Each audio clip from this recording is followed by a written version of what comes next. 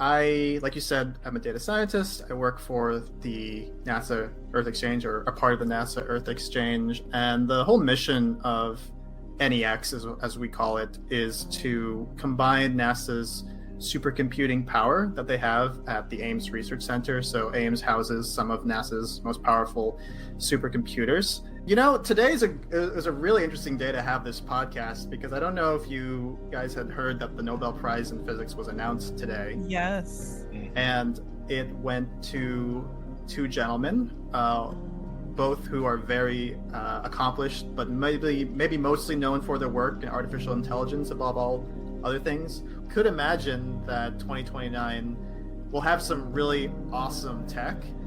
I don't know if it would be agentic and would fall under my I'll know it when I see it definition of AGI at that point. But welcome to Humanity Unchained, a show about the future of life reshaped by artificial intelligence. From practical insights on upskilling to existential talks about immortality, no topic is off limits. Welcome to the future with your hosts, Julia McCoy and Jeff Joyce. Welcome back to Humanity Unchained. I'm your host, Julia McCoy, with my co-host, Jeff Joyce. And we are here with Kyle Kabasares, who is, he's amazing. First of all, I think you may know him from his reaction to seeing O1 Reasoning, the new AI model in ChatGPT, do a year of his PhD coding work in just a few minutes. But before that, I just want to intro you a little bit, Kyle. You're a data scientist for the Bay Area Environmental Research Institute, and you're a physics PhD. You're also a YouTube partner, and you're currently working, as mentioned, as a data scientist at the Bay Area Environmental Research Institute. But what's interesting to me is that's located within NASA. You've joined the NASA Earth Exchange collaboration, where you're going to apply machine learning and high performance computing to explore large Earth science data sets. So tell us a little bit more about what that means in layman's terms. Sure. Yeah, I know that's a mouthful. So like you said, I'm a data scientist. I work for the NASA Earth Exchange, or a part of the NASA Earth Exchange. And the whole mission of NEX, as we call it, is to combine NASA's supercomputing power that they have at the Ames Research Center. So Ames houses some of NASA's most powerful supercomputers. And the idea is to use those supercomputing resources to tackle sort of big data challenges in the earth science domain, because with sensors like satellites in space, or sensors on planes collecting data continuously now and getting better and better resolution, it's just a really big data problem, in the sense that we're collecting a lot of data, but it's very difficult to process that data, interpret that data, make it usable to people who may need it, like policymakers, lawmakers, people who might be interested in, like, I don't know, urban planning or construction or disaster relief. Those are, I think, important uses of the data. And my role is to try and use both supercomputing as well as machine learning techniques to create data that is usable and will be productive for the people who really need to have it in their hands. Oh, that's very cool. Well, to kick off the conversation, if you aren't aware, I referenced earlier that Kyle is somewhat famous on the internet. So instead of putting it in my words, we're going to go ahead and play this clip, which you may have heard before. Here it goes. This guy was shocked when the new AI recreated a year of his PhD coding work. Will it work? No chance. No way. What line are you in? 208. Oh my God, it ran! And this is only the preview model, the full model. Okay. There we go. So Kyle, let's dive a little deeper into that. Jeff, I'm curious. So what you were working on, and was it actually a year worth of work? What exactly was that? Yes. So let me say that I did make a follow-up video to explain a little bit more of the nuances and the caveats to that. And so one nuance is that it wasn't fully a year. It was closer to like 9.5 months to 10 months. So rounds up to a year. That year was also filled with other activities as well. So I wasn't just working on that. I was also a graduate teaching assistant. So I was teaching classes. I was also trying to do my research. And in addition to that, so I was doing the coding, I was doing the teaching. Also was kind of going through like a health problem at the time that was like a year-long thing. So was in and out of appointments like every week. And so I definitely took way longer than I think I normally would have if I just didn't have those extracurricular things going on behind the scenes. But what the code was supposed to do was that effectively my dissertation was focused on using telescope data from this radio telescope that's in Chile and using the Hubble Space Telescope together to measure how massive certain supermassive black holes are that reside in the centers of really large galaxies. And so my code was essentially supposed to create a physical model of the environment that these black holes live in effectively. And by looking at how fast this gas is rotating around the supermassive black hole, you can work out an estimate of how massive the black hole must be just using Newton's laws of gravitation. And so that's basically what the code did. But I do also want to mention, I did mention this in the follow-up video, that people have been saying, oh, your GitHub is public, everything was trained, everything was there for it to be trained on, which is true. And I would also like to point out that codes like these have existed on the internet in the astronomy community since the 90s. So it's not like mine was necessarily super unique. It was just more of like a extension or an evolution of things that have already existed. And I was simply just modifying somewhat already existing frameworks, though I did code it from scratch to accomplish this task. Were Still you super impressive. I think that it's like, and the reaction says it all.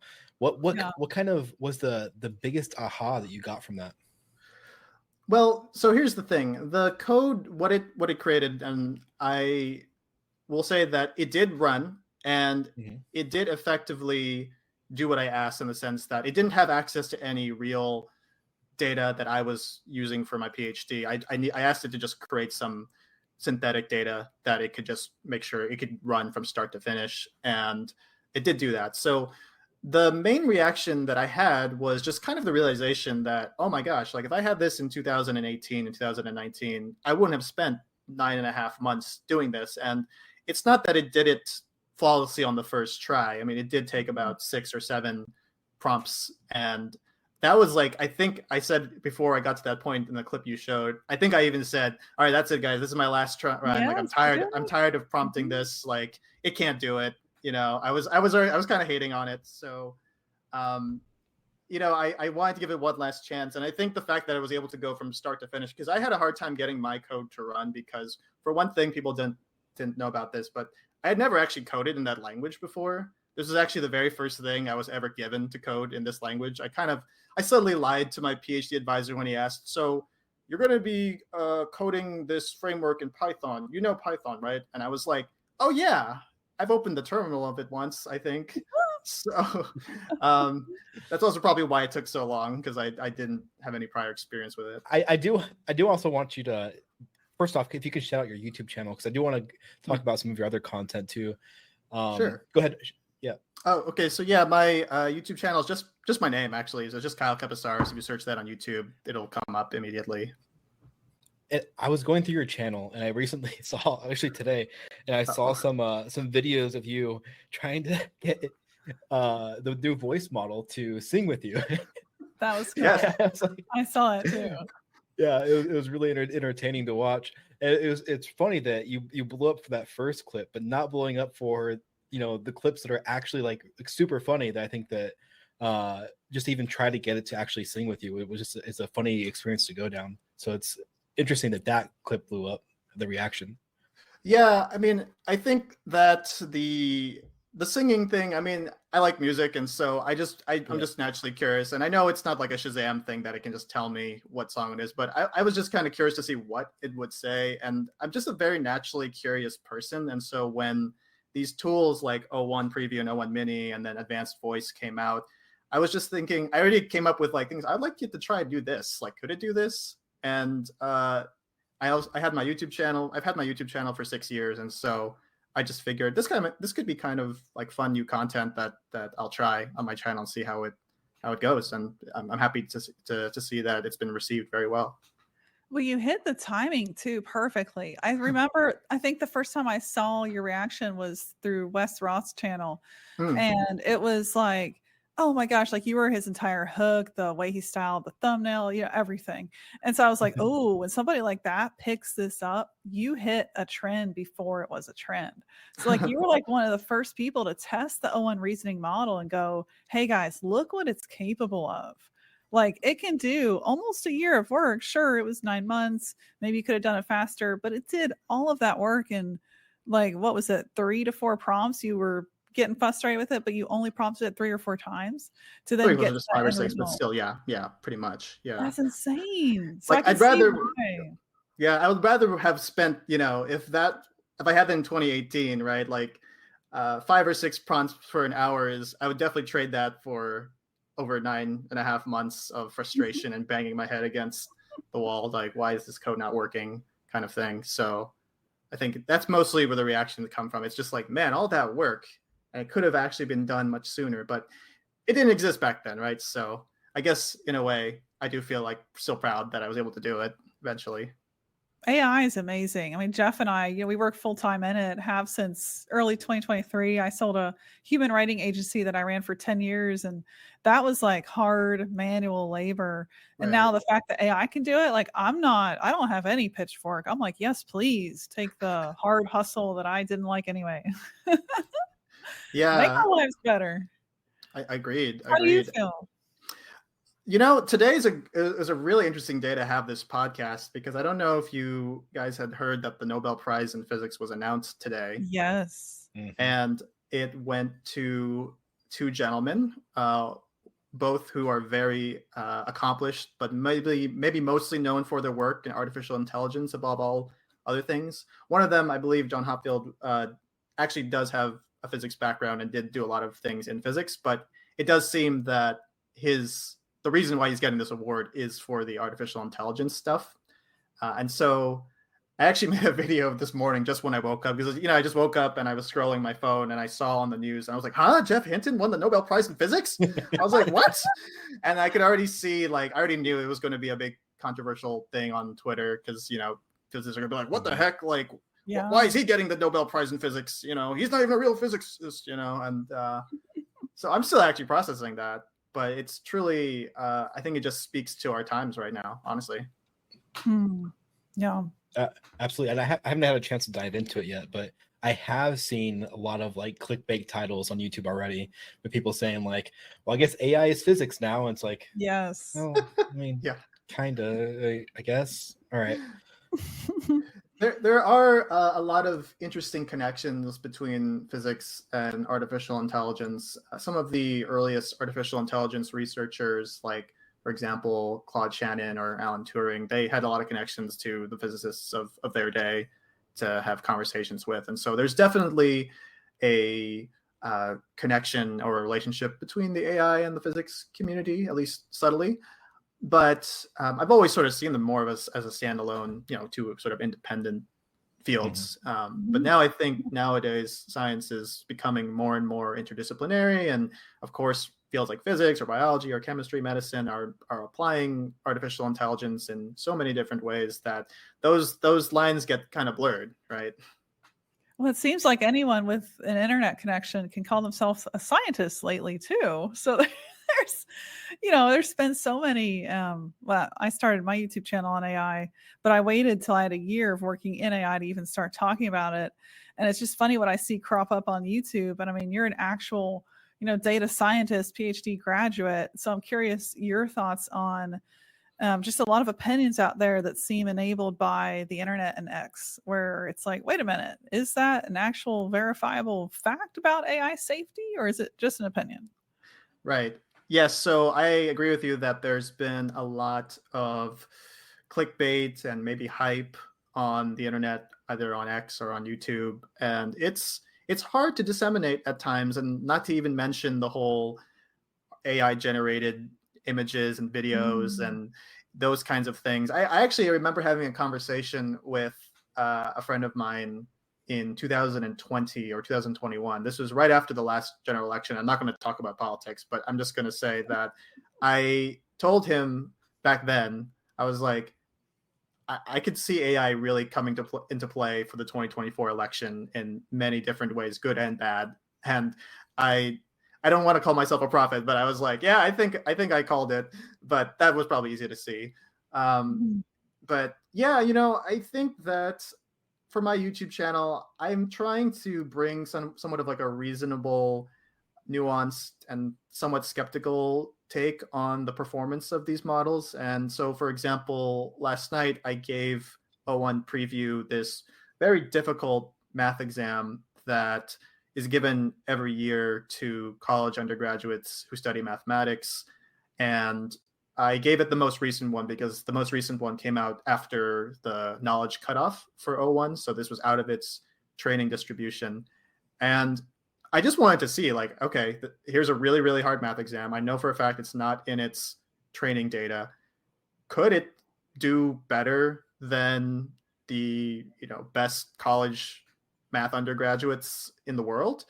And last night when I did this stream, it took about 2 hours, but I went through the whole test with it. I might actually do it again because it wasn't very consistent with the prompting, but nevertheless, it scored. It sounds like a really bad score, but it scored a 49 out of 120, or like a 48 out of 120, which sounds terrible. But the average student who takes that exam scores like, I mean, not the average, I think the median. The median student scores like a 10 out of 120. Wow. So the fact that this O1 Preview model scored a 49, which I think it put it in the top, close to the top 100 out of 4,000 test takers. I was thoroughly impressed. So, but I'm trying to be very careful to not spread misinformation or overblow what these things can really do. Like, I wouldn't trust O1 Preview in a robotic body to drive my car, for example, right? I wouldn't trust it to maybe do my taxes completely right. Like, I probably wouldn't want it. I would probably still use my TurboTax, right, to do that. So there are many things that I think that it's very useful for, and I find it useful to solve some of the scientific problems that I'm running into, but not in the sense that it's doing actual research, but more like I have a problem, like I have data here, right? I have a lot of data. I have this idea of what I want to do with the data, and I have these mathematical transformations I want to apply to the data. The data is spread across these different folders and directories in this computer. I need to write some code that will execute these steps in a very specific order. And I can give, Claude, or I can give Open AI's O1 models that prompt, and it can give me something that more or less will do what I want. We'll need some refining, but saves me a ton of time. Right. So I think that's kind of where we're at, where it's perhaps not replacing scientists, but augmenting scientists' abilities to get more done quickly. And like you said, Julia, just sort of getting away with some of that monotony, right? Because most of the day-to-day work in doing science is kind of boring. It's not that exciting. There is a lot of tedious, like looking around your computer, trying to get the right files, having 200 tabs open, and just, it's just a lot. So it's nice to have these tools that expedite the scientific process. I'd love to pick into your brain about where you think all this could be going. The big looming term is AGI. So Ray Kurzweil, I'm sure you're familiar with his work. Mm-hmm. Yes. I am familiar. I wanted to try and finish the Singularity is Near before Singularity is Near came out. I unfortunately was not able to do that, but I've sort of skimmed both books and have read summaries of both books. So I'm only about like halfway through Singularity is Near, because I'm a kind of person who needs context. Like, I don't like watching a movie series out of order. So like, I won't watch like the third movie if it's coming out in theater. If I haven't seen the previous two, I have to watch the other two before I see that movie in theater. So like with books, I need to read the first book in his series before the second. And so, yeah, I mean, in terms of AGI, Kurzweil, I think, says a lot of interesting things that so far have panned out to be more or less accurate. Like his law of accelerating returns, I think, is a really interesting idea that so far it seems to be spot on. I would say that we are sort of seeing this exponential growth of computational ability and the capabilities of our technological, machines and outputs. AGI is such a broad term in a sense, right? Because it's hard to say, like, can it do everything as good as a human? Like I said, like right now, like last night, it can do this really hard math exam better than most humans on Earth.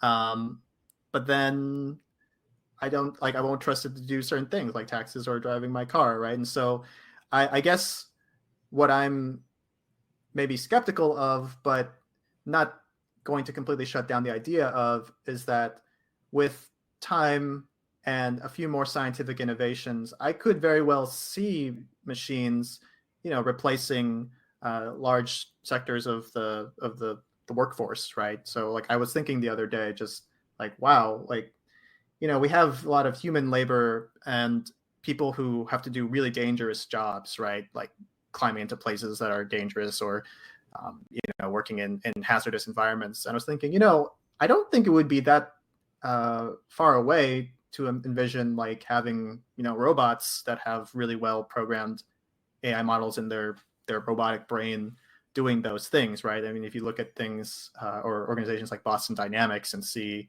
the robotic models they've been developing, I've been trying to think of how they the tools they're building and the models they're building can really help the average worker or the average company. But of course, that comes with some consequences, right? In terms of what do we do with all those workers? Very true. Do you feel that AGI, one, has to be agentic, and that it has to also be embodied in order for it to be considered true AGI? Or do you think that AGI is just a general knowledge level? That's a really good question that I truthfully haven't spent a lot of time thinking about. But in my head, when I've envisioned AGI, it's the first one where it's agentic and has some sort of robotic form to it that is kind of doing day-to-day things. General knowledge, I think, could also be a criteria, though I think, at least in my head, I like to think of it as something that can completely, almost, I don't want to say do away with the human, but just do most things that humans have to do but don't want to do, right? So I think it embodying some sort of robotic form with agentic capabilities is closer to where I'm leaning versus general knowledge. Yeah, there's so many definitions. Sorry, go ahead, Julia. I was just gonna say there's so many definitions. I feel like it's just a gray lane right now, and the more voices add opinions, the grayer it gets. Yeah, I mean, look, I'm not a traditional computer scientist or AI researcher, so I don't have maybe that historical knowledge and that history of what AI means to some of the long-term people in the field and how they envision it. Most of my experiences with AI has been through like science fiction, right? Through like the movies and books, right? And so I think that the fact that we're even talking about this, though, I think says something, right? The fact that we're even like considering the possibility of what this technology could do for us suggests that we're closer than we've ever been. And I think we're only going to get closer and closer to whatever, the definition of AGI really is. It could be like that case where someone who said it was some Supreme Court justice says, I can't like fully describe it, but I'll know it when I see it. I feel like it's going to be that kind of thing. Like I'll know it when I see it. And I'm like, yep, that's it. That's AGI. And I feel like the reactions I've had in some of the videos and streams I've done, I feel like it's me getting a really small glimpse of like what is possible.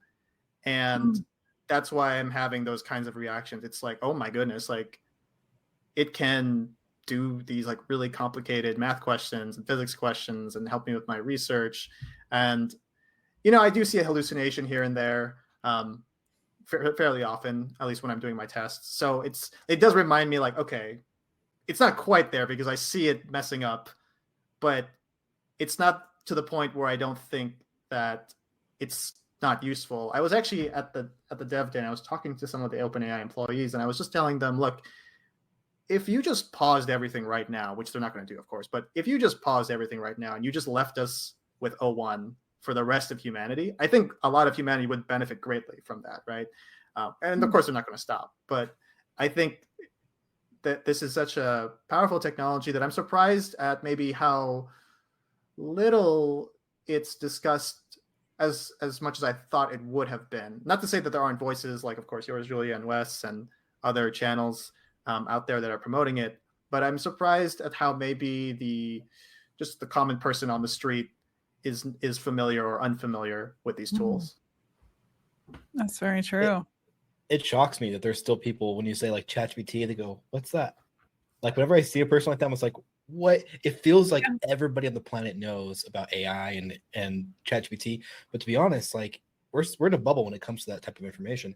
I think that most of the population actually doesn't know or use or talk about AI that often. Yeah, actually, my first introduction, of course, to all this was ChatGPT back in November of, I think, 2022, right? And I was still in school at that time, and I was close to the end of my PhD, and I had a friend who was or is a writing lecturer at my school at UC Irvine, and immediately I thought, oh no, like if these LLMs like this, and this was ChatGPT 3.5, like this was like the very first model, and we were like playing with it. We're like, okay, give it a question from like your creative writing class and see how well it could write, an essay on, I think he was doing the movie Beauty and the Beast, right? Or something like, yeah, what is a question you'd ask your students about the movie Beauty and the Beast to write about, and see how well it would do.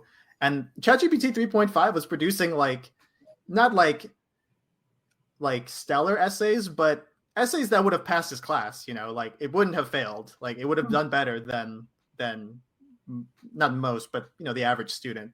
And so I already kind of saw the writing on the wall where I was like, I'm kind of happy I'm not going to have to deal with this problem in education anymore, because like I knew I didn't want to stay in the academic system, but I was already like, oh boy, like you guys are going to have a hard time with this, like with students having access to this. Yeah, it's funny because in our work, Jeff and I, we work at Branwell, and Branwell was Consonant Scale. We rebranded this August. One of the first things that launched with it launched a few months before ChatGPT came out in September of 2022, and it launched one of the first AI detectors. So it was like this catch-22, right, where we saw millions of scans per month, and a lot of those were from students. And then they were seeing, okay, what is a robotic sounding sentence? And then what we learned in all of that was really interesting, where, we were doing education, Jeff and I, a lot of video content, and it was really eye-opening to me to realize, okay, an AI detector and any kind of detective technology here that's built to know and tell you a score doesn't actually know that this is written by AI. It's just predicting a robotic sounding sentence. So it's almost like it was forcing, whenever you get that output and you run it through detector and it's like, oh, this is 98% robotic, and you got to do something, which is kind of the pathway of a lot of agencies, marketers, and then students today. It's forcing us, I think, to almost become better writers than we would be without it, because we have to know how to avoid the robotic trap. And a lot of writers in my writing agency days, like they all wrote like robots, and back then an AI detector would have said they were robotic. So it's interesting, like the time old problems are coming back up, but through AI, and it's like we can actually build better solutions, because AI itself is almost just like a leg up. But going back to that AGI question, it's interesting. Kurzweil puts an actual date on AGI of 2029. Would you say that that's possible? Well, if his law of accelerating returns holds, and I don't want to claim it's a law of nature, but I mean, empirically, it seems to be holding up pretty well in terms of what AI models and just technology's progression over the years has looked like. I think as humans, we're just so not used to thinking in sort of exponential growth terms. We're so used to sort of linear decision making and linear timescales that it's really hard for us to extrapolate and get a good guess as to when things will happen. I mean, I think, Julia, you were referencing in a few videos of yours, I saw that there was that study of AI researchers. I think I forgot what year it was, 2017 or 2023, I can't remember.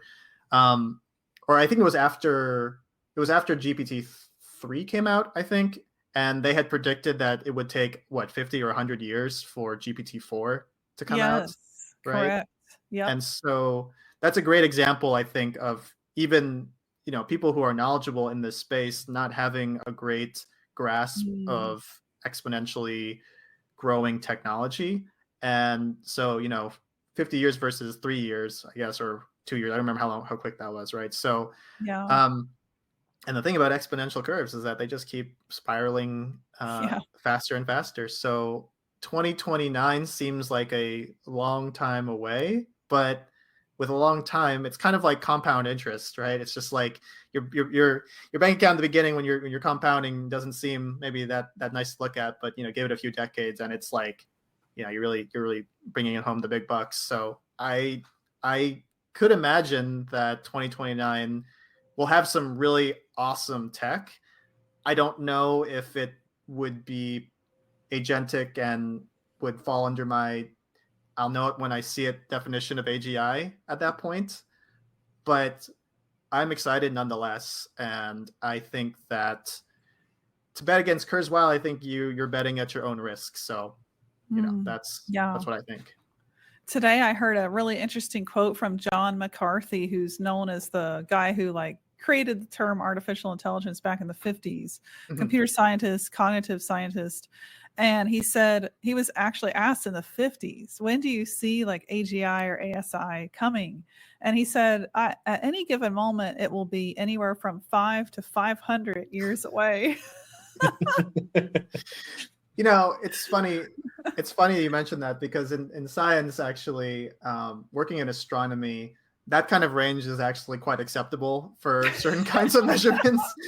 Because, for example, if you want to know, for example, when a star is going to explode, you could probably put a good estimate to within the nearest million years.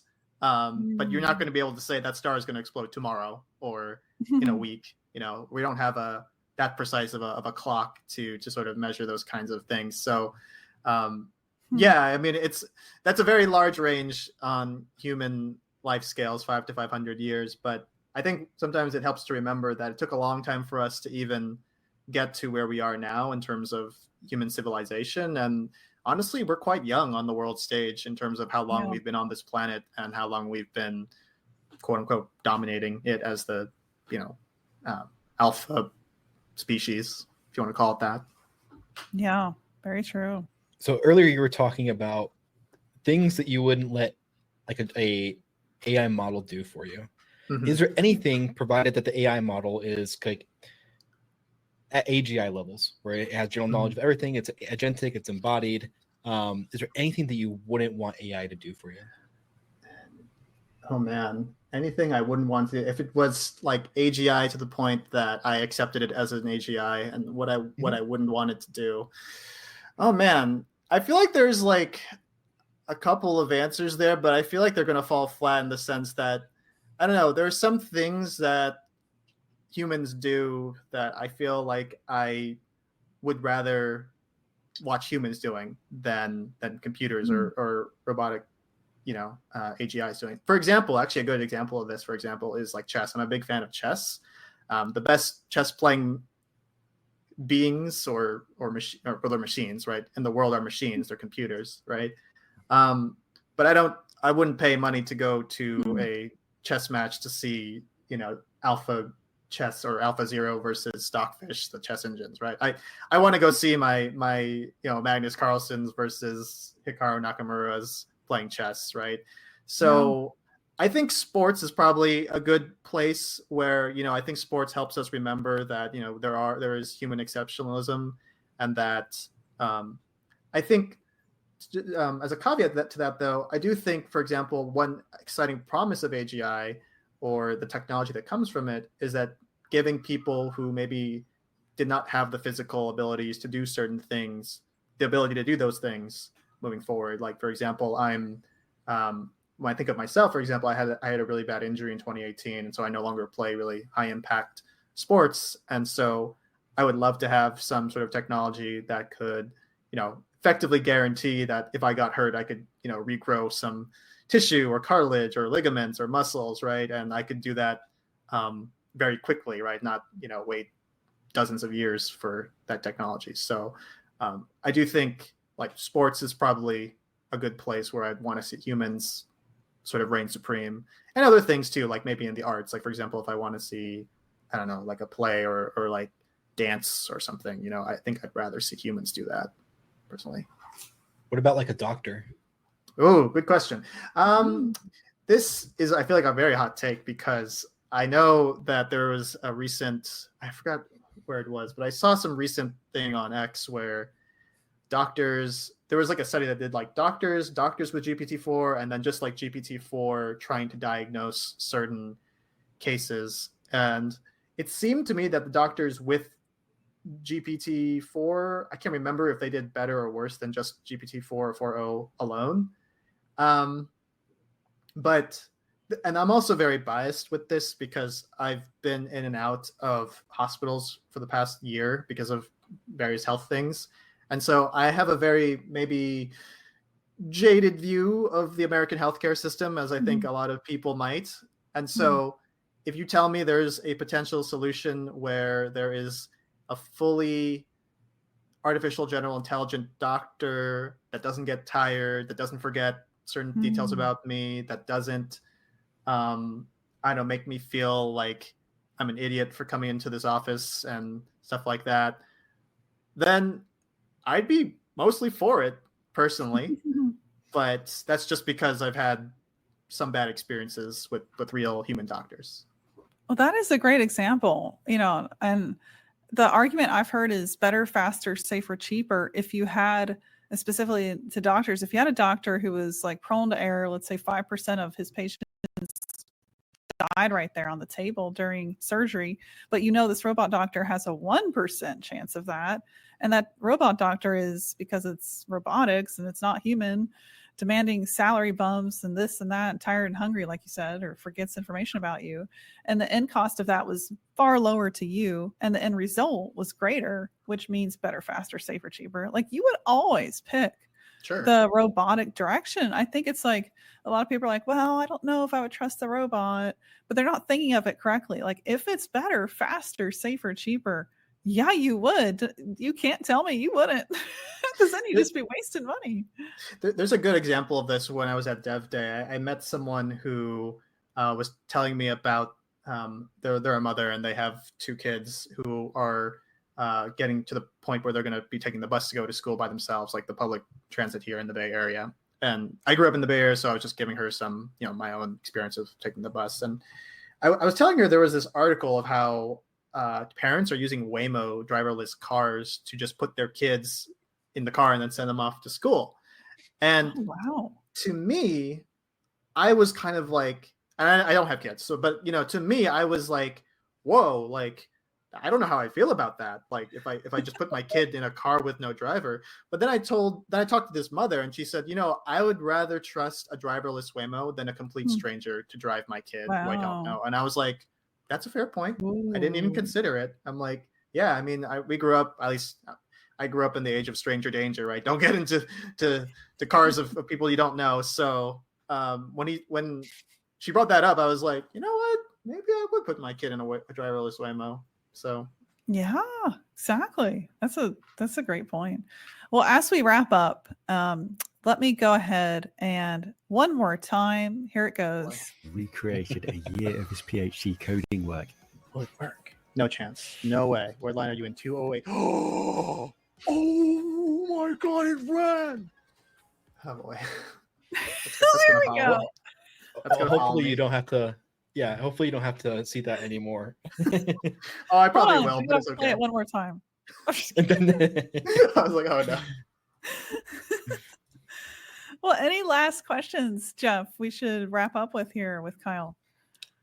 Nope. I was going to go on a whole tirade about healthcare and AI, but I think that I'll save that because we'll be here for another half an hour. Sounds like fair enough. Kyle, it was awesome having you on. Yeah, I hope that people check out your YouTube channel. I think that you're very entertaining, and I think that you have a lot of good insights. And so, if you want to shout out your channel one more time, so people can know where to find you. Oh yeah, so just my name, Kyle Kabasares on YouTube. It's the only channel I think with my name there.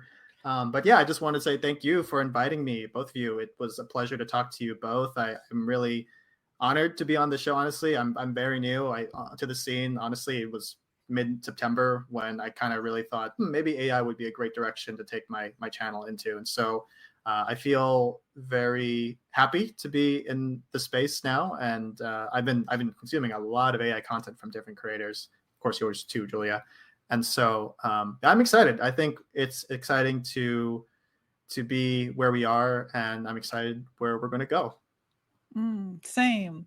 Well, it was interesting to me. Somebody commented on a post I did. I think it was a community post on my channel about, David Shapiro quit AI. That made a lot of people started talking about that. And so people started commenting on my channel about the people I should collaborate with. And you were one of the suggestions. Oh, so yeah, they were like, thank you, that person. With Kyle. Yeah. So shout out to my YouTube viewers for recommending Kyle. Yeah, this has been a great chat. I echo what Jeff said. Lots of knowledge. I think sometimes like young voices are almost more refreshing to hear than older ones that are a little bit more jaded, or there's less hope and optimism and just like a perception of point of view that's fresh. So I really appreciate that you bring that, and never hold your age against yourself. I think if anything, that's a strength that you bring to artificial intelligence. Well, thank you. I do get told I am young and I look young all the time. So so that is a compliment. I think so. Yeah, thanks so much for being here. We'll thank you again. Be sure to follow Kyle on his YouTube channel. And if you're listening to this on audio, if you haven't subscribed, Humanity Unchained streaming on every podcast platform, and be sure to subscribe to our YouTube channel as well, Humanity Unchained. We'll see you guys on the next episode. Thanks for listening. Bye, everybody.